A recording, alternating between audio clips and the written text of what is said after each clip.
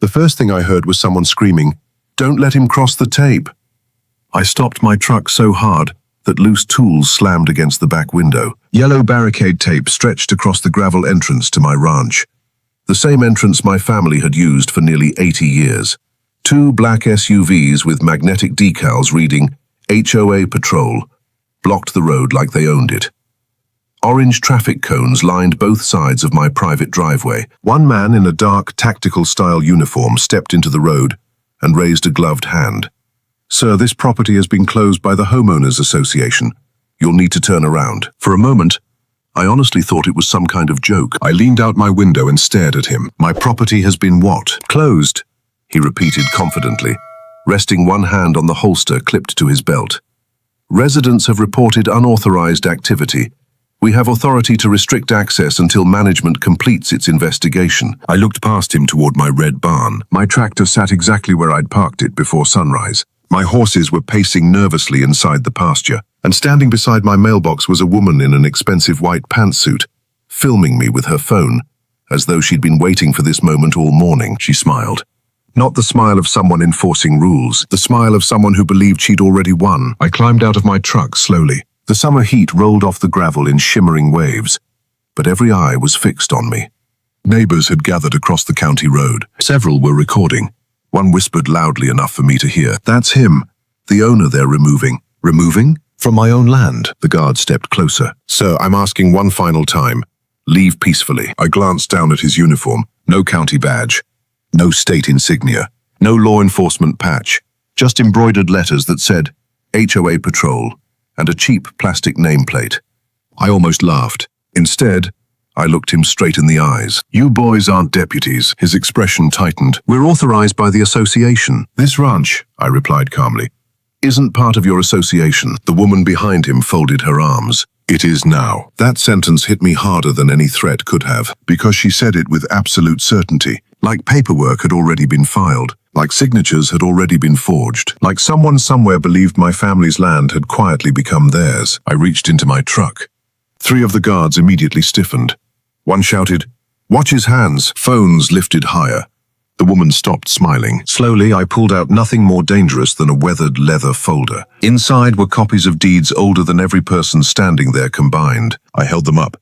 "My grandfather bought this land in 1948. The lead guard didn't even glance at the documents. "We're not here to debate ownership." "No," I answered, feeling something cold settle into my chest. "You're here because somebody paid you to pretend you have authority." For the first time, uncertainty flickered across his face. Before he could answer, another black SUV sped toward the entrance, throwing dust 50 feet into the air. It stopped sideways across the road. A man in a tailored navy suit climbed out, holding a thick binder under one arm. He wasn't breathing hard. He wasn't angry. He looked prepared. He walked directly toward me, ignored the fake patrol completely, and quietly asked, "Mr. Carter?" "Yes." He handed me a business card. "I represent someone who's been looking into this HOA for the last 6 months. He glanced once at the barricades, then back at me. And before anyone moves another cone, he opened the binder. "There's something every person standing here needs to see." No one spoke. Even the fake HOA patrol officers seemed unsure whether they should stop the man with the binder or let him continue. The only sound was the wind brushing through the oak trees lining my driveway. The man extended his hand. "My name is Daniel Whitmore. I'm a real estate attorney in Austin. Before we go any further, I think you should know I'm not here by accident." I shook his hand, still trying to process everything happening around me. "I'm Ethan Carter," I said. "Though, judging by all this, apparently I'm not anymore." A few neighbors chuckled nervously. The woman in the white pantsuit didn't. She folded her arms tighter and stared at Daniel. "You have no business interfering." Daniel smiled politely. "Actually, Mom, that's exactly my business. I wasn't always the kind of person who attracted conflict. At 46, I'd spent nearly my entire life on those 160 acres just outside Georgetown, Texas. My grandfather, Samuel Carter, bought the ranch after returning from World War II. My father raised cattle there until arthritis forced him to slow down. When he passed away 6 years earlier, the ranch became my responsibility. People think land is just dirt. It isn't. It's birthdays under the pecan trees. It's learning to ride horses before you're tall enough to saddle one yourself. It's fence posts your father taught you to set straight because, as he always said, Crooked fences make crooked neighbors. Every corner of that property carried a memory. The old windmill where I proposed to my wife, Laura. The fishing pond where my daughter caught her first bass. The workshop where my son rebuilt his first pickup. Selling it had never been an option, not for any amount of money. Life out there had always been peaceful. My nearest neighbors were ranchers, who measured time by the weather instead of traffic. We borrowed tractors, shared fence repairs, dropped off casseroles whenever someone lost a family member. Nobody cared what color your mailbox was. Nobody measured grass with rulers. Then everything changed. About 2 years earlier, developers purchased nearly 800 acres bordering the eastern side of my ranch. Within months, bulldozers replaced bluebonnets. Luxury homes replaced grazing fields. Streetlights appeared where coyotes used to howl. The development was called Silver Creek Estates. Beautiful entrance, stone gates, artificial lake, golf carts everywhere. Then came the HOA. At first they ignored me. I wasn't inside their subdivision. My property wasn't listed on any of their plats. County records made that perfectly clear. But little things started happening. Their landscapers accidentally crossed my fence line. Construction crews parked equipment on my pasture. Someone removed one of my survey stakes and claimed it was confusing residents. Each incident seemed too small to justify a lawsuit. Each apology sounded rehearsed. "We're so sorry. It won't happen again. It was just a misunderstanding." Except, it always happened again. The first person who openly hinted something was wrong wasn't a lawyer or county official. It was my mail carrier. One afternoon she handed me a certified envelope and frowned. "Ethan." "What is it?" She hesitated. "I've delivered mail here for 12 years. "I know." She lowered her voice. "I've never seen your address listed under Silver Creek before." I looked at the envelope. Printed neatly beneath my name was something that made absolutely no sense. Silver Creek Estates, parcel 214. I laughed. "There is no parcel 214. I figured. Wrong address. She nodded slowly. "Maybe." Then she added something I couldn't stop thinking about. But mistakes like this usually don't happen by themselves. A week later, I drove into town to grab feed. When I returned, 2 men wearing reflective vests were standing inside my fence. They were measuring my driveway with surveying equipment. I pulled up beside them. "Can I help you, gentlemen?" One looked up casually. "We're preparing infrastructure maps." "For who?" "Silver Creek. You're about 300 yards onto my property." The younger surveyor checked his tablet. "No." I pointed toward the rusted iron marker my grandfather had shown me when I was 12 years old. "County monument's right there." He stared at it, then looked back at the screen. His confidence disappeared. Without another word, both men packed their equipment into the truck and left. No explanation, no apology. That evening, sitting on my porch with Laura, I couldn't shake the feeling that pieces of a puzzle were moving behind the scenes. Someone wasn't making random mistakes. Someone was trying to redraw reality itself. I just didn't know how far they were willing to go, or how many people were already involved. The morning after those surveyors vanished, I drove straight to the Williamson County Clerk's office. I wasn't angry. Not yet. I was looking for a simple explanation, maybe a clerical error. Maybe someone had uploaded the wrong parcel number into the county database. Things happen. People make mistakes.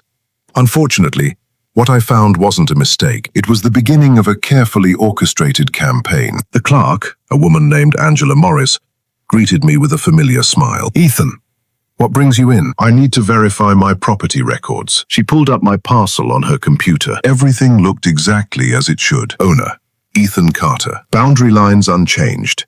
No liens, no transfers, no HOA covenants. I let out a relieved breath. "So why am I getting certified mail addressed to Silver Creek Estates?" Angela frowned. "That's odd." She searched again using the subdivision's records. For several seconds, her keyboard clicked rapidly. Then she stopped. "That's strange." "What?" She turned the monitor toward me. Someone had submitted a proposed expansion map to the county planning office. The proposal wasn't approved. It wasn't recorded, but there, outlined in bright blue, was my ranch, completely surrounded by Silver Creek Estates, and right across the center, parcel 214, my land, my driveway, my barn. All relabeled as if they already belonged inside the subdivision. I stared at the screen. "They can't do this." Angela nodded. "They haven't." "What do you mean?" "This isn't legally effective." "So why submit it?" She looked at me carefully. "Sometimes people act like paperwork is already approved. If nobody challenges it, others start believing it's true. Those words stayed with me the entire drive home, because that's exactly what had been happening. The landscapers, the surveyors, the strange mailing address. Each event was another step toward making everyone accept a lie. 2 days later, the lie knocked on my front door. 3 luxury SUVs rolled into my driveway. The first one carried the same woman in the white pantsuit I'd seen filming me. She introduced herself without offering a handshake. "I'm Victoria Langford, president of the Silver Creek Homeowners Association." Behind her stood 2 large men, wearing polo shirts embroidered with the HOA logo. Neither smiled. Victoria glanced around my property like she was inspecting a rental she'd already purchased. "You've ignored several notices." "I've ignored junk mail." "They weren't junk. They were addressed to an HOA I don't belong to." Her smile never reached her eyes. "That's being corrected." I laughed once. "No, it isn't." She stepped closer. "Our board has voted to incorporate your property into Silver Creek Estates." I actually looked around to see if someone was filming a prank. "You voted? To take someone else's land?" "We voted to include it within the community." "You don't own it." "The documents are being finalized." "I don't care if they're engraved in gold." Her expression hardened. "You would benefit enormously from compliance." "I already benefit." "Property values." "I don't plan on selling." "Community amenities." "I've got my own pond." "Security patrols." "I don't need fake cops driving around my pasture." One of the men shifted his weight. Victoria ignored the comment. "If you cooperate now, this transition can remain pleasant." I folded my arms. "There isn't going to be a transition." She pulled a folder from her briefcase. "Then you'll receive violation notices." "I didn't even take the papers." "I don't recognize your authority." "You will." Over the next 3 weeks, the harassment escalated. Violation notices appeared in my mailbox. Fines for improper fencing. Warnings about livestock. Letters demanding architectural approval for my barn. A barn built before the HOA developers had even graduated high school. Then strangers began driving slowly along my fence line, taking photographs, recording videos. One afternoon I found bright orange paint sprayed onto several oak trees. Another morning, someone had driven metal stakes into my pasture with pink ribbons attached. When I pulled them out, 2 HOA representatives showed up before sunset, claiming I'd tampered with community survey markers. The accusations became more outrageous every week. Then came the sheriff's deputies. 2 patrol vehicles rolled onto my ranch just before dinner. Deputy Mark Ellis, whom I'd known for years, stepped out looking uncomfortable. "Ethan, what happened?" He sighed. "We received a trespassing complaint." I blinked. "Against who?" He looked me squarely in the eyes. "They're claiming you're occupying HOA property." For several seconds, I couldn't even find words. I slowly turned toward Victoria Langford, who was standing near her SUV with a satisfied smile, watching the entire exchange from across my driveway. That's when it finally hit me. This wasn't an overbearing homeowners association anymore. Someone was trying to manufacture enough confusion that even law enforcement might hesitate. And if they were willing to accuse me of trespassing on my own ranch, I realized this fight was far bigger and far more dangerous than I had ever imagined. Deputy Mark Ellis didn't reach for his handcuffs. Instead, he looked from me to Victoria Langford, then back to the stack of paperwork she had tucked under her arm. "Ethan," he said quietly, "can I see your deed?" Of course. I walked into the house, retrieved the original deed from the fireproof safe my father had installed decades earlier, and handed it to him. Mark studied it for nearly a minute. Then he compared it to the documents Victoria had brought. His brow furrowed. "These don't match." Victoria answered before I could. "Because his records are outdated." Mark looked at her, puzzled. "Outdated? Ma'am, deeds don't expire." For the first time since this nightmare began, I saw the confidence in her face flicker. It lasted only a second. "Our legal department is handling the transition," she replied. "The county simply hasn't updated everything yet." Mark closed my deed, handed it back and shook his head. "This is a civil matter. Unless a court orders otherwise, Mr. Carter has every right to remain on this property." Victoria's jaw tightened. "So you're refusing to enforce the law?" "I'm refusing to remove someone from land he legally owns." She spun on her heel without another word. As the SUVs disappeared down my driveway, Mark stayed behind. He rested one arm on the bed of my truck. "I've got a bad feeling about this." "So do I." He lowered his voice. "They're awfully confident for people whose paperwork doesn't add up." The next morning, I drove to Austin to meet Daniel Whitmore, the attorney who had appeared at my gate during the fake HOA patrol incident. His office overlooked the Colorado River, but Daniel barely glanced out the window. His conference table was already covered with county plats, aerial photographs, title reports, and survey maps. "You weren't kidding," I said. "I wish I were." He slid a thick file toward me. "I've been investigating Silver Creek Estates for 6 months. You've seen this before?" "Not exactly. But I've seen developers try to blur property lines until everyone stops asking questions." He pointed to a map. "This is your ranch from 15 years ago." Everything looked familiar. Fence lines, creek, barn, county road. Then he laid another map on top. This one was submitted during Silver Creek's expansion proposal. At first glance, they looked almost identical. Then I noticed it. The eastern boundary had shifted, not by hundreds of feet, not even by dozens, just enough to make it appear that my entrance road connected directly to the subdivision instead of the county road. Daniel tapped the paper. "See it? They moved my access road." "Exactly." "But why?" He leaned back. "Because controlling your entrance gives them leverage. If they convince lenders, utility companies, contractors, and eventually emergency services that access runs through the HOA, they start creating the appearance of authority. They're building a lie. They're building a paper trail." Over the following week, our investigation widened. Daniel hired an independent surveyor named Rachel Kim, a meticulous woman in her early 50s who carried field notebooks older than some attorneys. She spent 2 full days walking every boundary marker on my ranch. She uncovered iron pins buried beneath fresh dirt, original granite monuments placed by the county decades earlier, even an old brass survey cap stamped with the year 1949. Every marker confirmed the same thing. My property lines had never changed. Not once. Rachel smiled as she brushed dirt from one of the monuments. "These markers don't lie." Then she frowned. But someone wanted people to think they did. Daniel also requested public records through the county planning department, emails, meeting minutes, permit applications. Most were routine. Then one afternoon, his paralegal hurried into the office holding a flash drive. "You need to see this." Inside was a scanned email chain accidentally included in a records request. Most of it was harmless discussion about landscaping and road maintenance. Then Daniel opened one attachment. Silence filled the room. The document wasn't addressed to county officials. It was an internal planning memo sent between Silver Creek executives. One sentence had been highlighted in yellow by whoever scanned it. "Once Carter accepts HOA jurisdiction at the entrance checkpoint, future ownership disputes become significantly easier to defend." I stared at the screen. "They never intended to negotiate." Daniel slowly nodded. "No." He looked me straight in the eyes. "They were trying to trick you into recognizing authority they never legally had." Then he clicked open the next attachment, and what appeared on the screen made even Daniel stop talking. The next attachment was a PDF labeled Access Control Implementation Confidential. Daniel opened it without saying a word. The first page looked like a routine planning document. Security schedules, gate maintenance, contractor parking rules. Then he scrolled down. Halfway through the document was a color rendering of the entrance to my ranch. Not a similar entrance. My entrance. The cattle guard, the limestone pillars my father had built by hand. Even the old oak tree with the lightning scar was there. Someone had digitally erased my mailbox and replaced it with a polished stone monument that read, Silver Creek Estates, private community access. I felt my stomach tighten. They planned all of this, Daniel nodded grimly.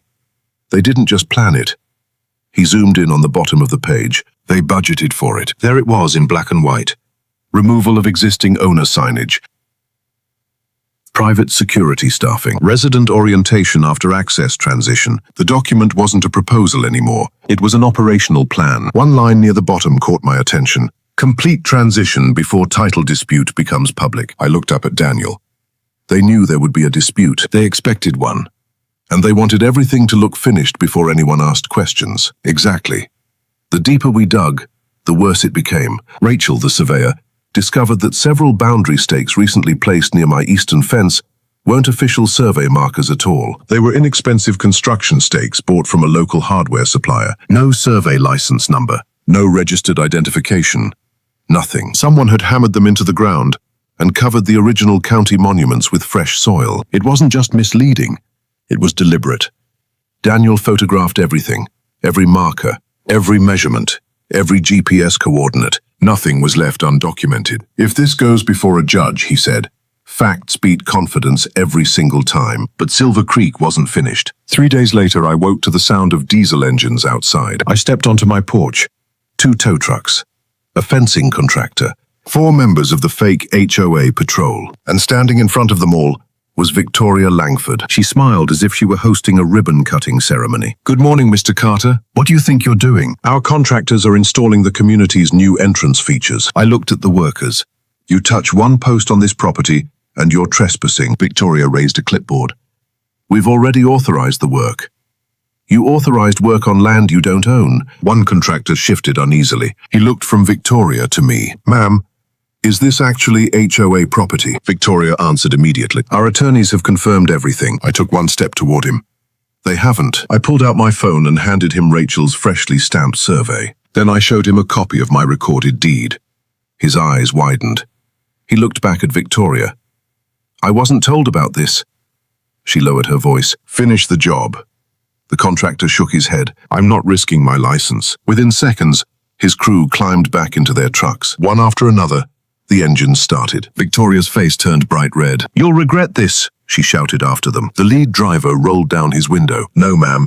He pointed toward my deed. "I'd regret ignoring that." The convoy pulled away, leaving Victoria standing alone beside her SUVs. That afternoon, local residents began talking. Videos of the confrontation spread through neighborhood Facebook groups. Someone uploaded footage of the fake HOA patrol blocking my driveway. Another neighbor posted drone footage showing the survey markers Rachel had uncovered. Public opinion shifted almost overnight. People who had once believed Silver Creek's version of events started asking uncomfortable questions. Who authorized the fake patrol? Why were private security guards dressed like law enforcement? Why was an HOA trying to claim land outside its recorded boundaries? The pressure on Victoria intensified. Instead of backing down, she doubled it. By Friday, I received notice that Silver Creek had filed a civil lawsuit seeking a declaration that my entrance road fell under HOA control. Daniel read the complaint, smiled faintly, and closed the folder. "They're desperate." "Is that good? It means they finally have to prove their story under oath." He slid another folder across the table. Inside was every piece of evidence we'd gathered over the past several weeks.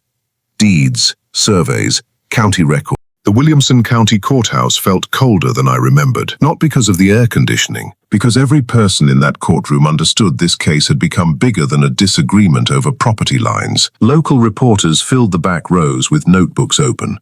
A handful of neighboring ranchers sat quietly behind me. On the opposite side of the aisle, dozens of Silver Creek residents had shown up, many wearing matching blue polo shirts embroidered with the HOA logo. Victoria Langford sat at the plaintiff's table in a tailored navy suit. Gone was the confident smile she'd worn on my driveway. She looked composed, but her fingers kept tapping against a legal pad. Daniel noticed it too. "Nervous people tap," he whispered. "Confident people don't." The courtroom doors opened. "All rise." Judge Rebecca Holloway entered and took her seat. "Be seated." She scanned both tables before speaking. "This court will determine ownership and access rights based on evidence and the law, not assumptions, public opinion, or neighborhood politics." Her eyes lingered briefly on Victoria. "I trust that is understood." "Yes, Your Honor," both attorneys answered. The HOA's attorney, Michael Preston, stood first. He spoke smoothly. "Your Honor, Silver Creek Estates has exercised continuous management over the disputed entrance. Residents have relied upon that access for community operations, and Mr. Carter has repeatedly interfered with legitimate HOA activities." Daniel didn't even look up from his notes. Preston continued displaying enlarged aerial photographs, colored diagrams, traffic studies, architectural renderings. Everything looked polished. Everything looked expensive. But something bothered me. None of it answered the simplest question: who owned the land?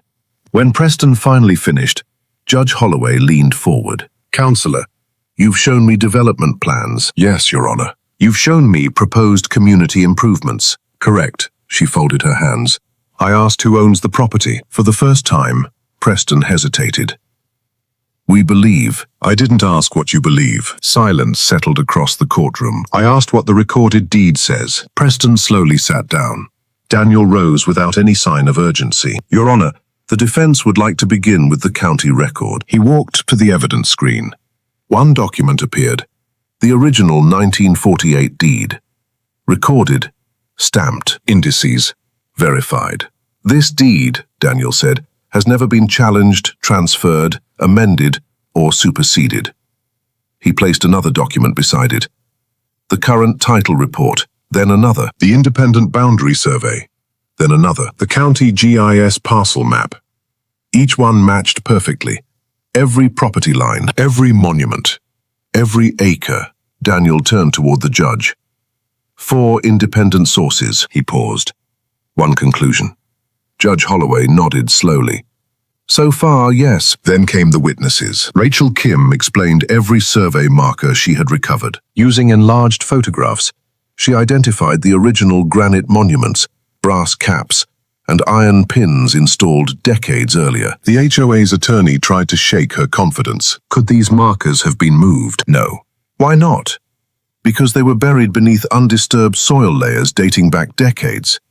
So you're certain? I stake my professional license on it. That answer echoed through the courtroom. Deputy Mark Ellis testified next. He described responding to the trespassing complaint. Did you remove Mr. Carter from the property? No. Why? Because every legal document I reviewed identified him as the owner.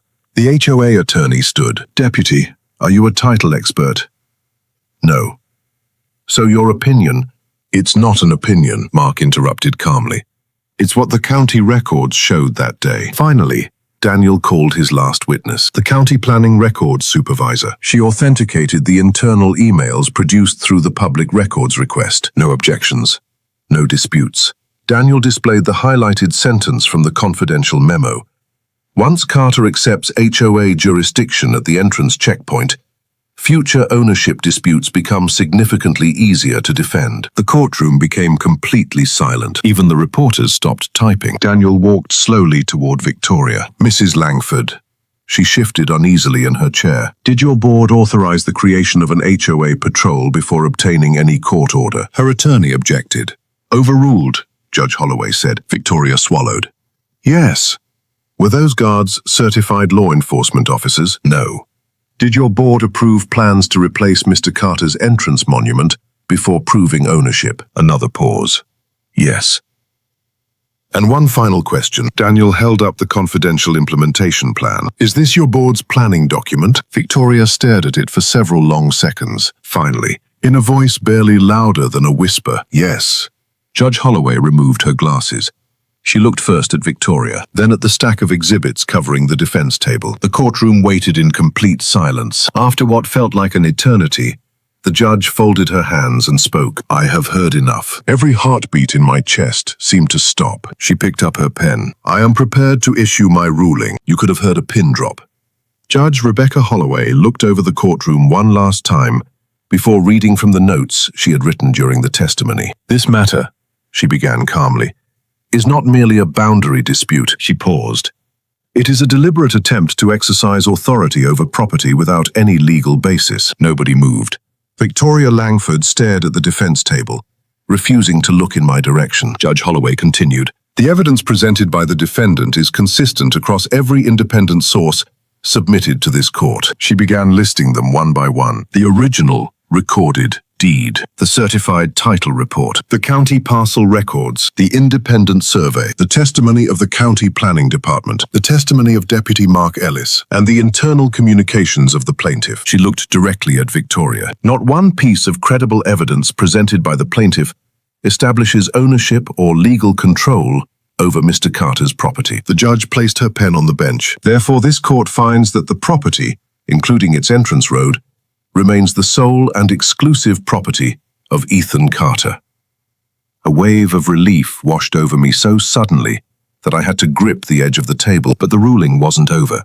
Judge Holloway's voice grew noticeably firmer. The court further finds that the plaintiff knowingly attempted to create the appearance of legal authority through unauthorized enforcement actions, misleading correspondence, and private security personnel presented in a manner likely to confuse members of the public. Victoria's attorney closed his eyes. He knew exactly where this was going. The so-called HOA patrol possessed no governmental authority. The placement of barricades on Mr. Carter's entrance constituted unlawful interference with lawful access. The court permanently enjoins Silver Creek Estates, its board members, agents, contractors, and representatives from entering or attempting to regulate any portion of Mr. Carter's property. Then came the sentence that made the entire courtroom react. Because the evidence demonstrates bad faith conduct, the court awards Mr. Carter all reasonable attorney's fees, litigation expenses, and court costs. A murmur swept through the gallery. The judge wasn't finished. I am also referring portions of this matter to the county attorney for review, regarding possible civil fraud and the unauthorized representation of enforcement authority. Victoria's face lost every trace of color. Outside the courthouse, cameras were already waiting. Reporters surrounded Daniel first. Mr. Whitmore, what does today's decision mean? He smiled politely. It means property rights don't disappear because someone prints convincing paperwork. Another reporter turned to me. Mr. Carter, how are you feeling? I looked across the courthouse lawn before answering. My grandfather fought overseas so people couldn't simply take what wasn't theirs. I smiled faintly. I figured the least I could do was defend what he came home to build. The microphones lowered. For a moment, nobody asked another question. Over the following weeks, everything unraveled for Silver Creek. The fake HOA patrol dissolved almost overnight. The private security company quietly terminated its contract after learning how its employees had been instructed to present themselves. Several contractors who had nearly worked on my entrance publicly admitted they had been given incomplete information. Homeowners inside Silver Creek demanded emergency board meetings. Financial records were opened for review. 2 board members resigned before the month was over. Victoria Langford submitted her resignation shortly afterward. The developer who had backed the expansion project announced he was moving on to other opportunities. Most people knew what that really meant. He was trying to get ahead of the investigations. One Saturday morning, about a month after the verdict, I was repairing a section of fence when I noticed a familiar pickup pulling into my driveway. It was Deputy Mark Ellis. He stepped out carrying a small package wrapped in brown paper. I figured this belonged back where it started. Inside was one of the fake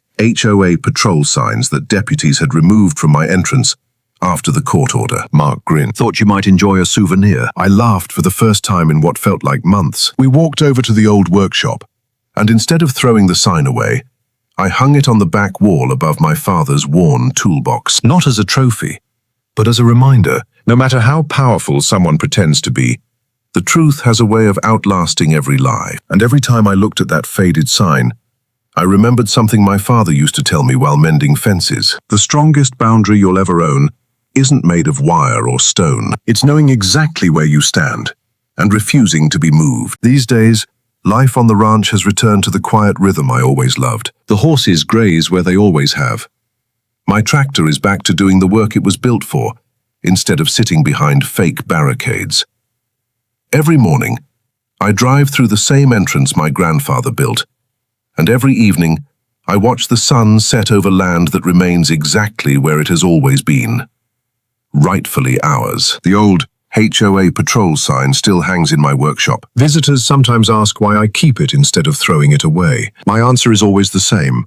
It's not there to remind me of what they did. It's there to remind me that the truth doesn't need to shout.